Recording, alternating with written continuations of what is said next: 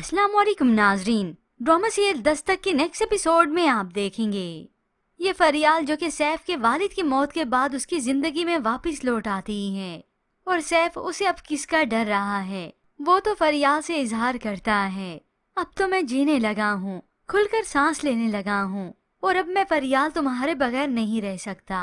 और फरियाल को भी अब किसी की परवाह नहीं। फिर इसी दौरान फरियाल किरण के मुतालिक पूछ लेती है कि ये सैफ उसे तलाक देगा या नहीं। ये सुनकर तो सैफ भी सोच में पड़ जाता है, मगर चूंकि वो एक बच्चे का बाप है तो किरण को खुद नहीं छोड़ना चाहेगा, चाहे किरण उसे छोड़ दे।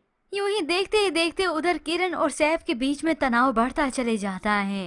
किरण जिसे शक था कि फरियाल से उसका राब्ता फिर से हो चुका है, अब तो उसे यकीन हो चला है।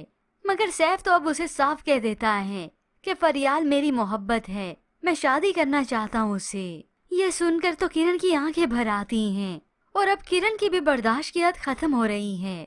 ये फरियाल की मोहब्बत, उसके मैसेजेस, आपकी उसके लिए बेचैनी, सब सहा है मैंने, लेकिन अब नहीं सहूंगी। इतना तक कि दोनों के बीच में तकरार हो जाती है। किरण तो फैसला कर लेती है यहाँ से जाने का अपनी सास के पास, तो सैफ उसे रोकता है, उसका हाथ पकड़ता है।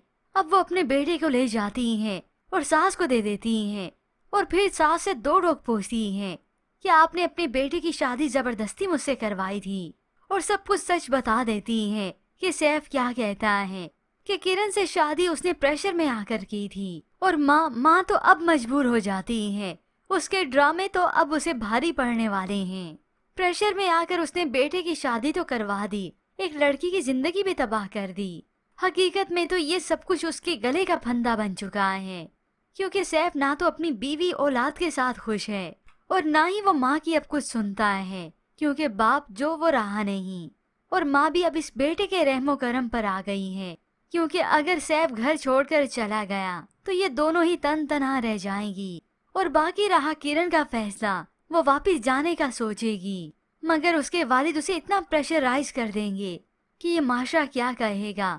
अब तो वो बच्चे की माँ भी बन चुकी है और इसकी दूसरी शादी करवाना भी मुश्किल हो जाएगा और बिल आखिर यूं किरण की जिंदगी तबाह हो जाएगी। ना वो इधर की रहेगी और ना ही उधर की।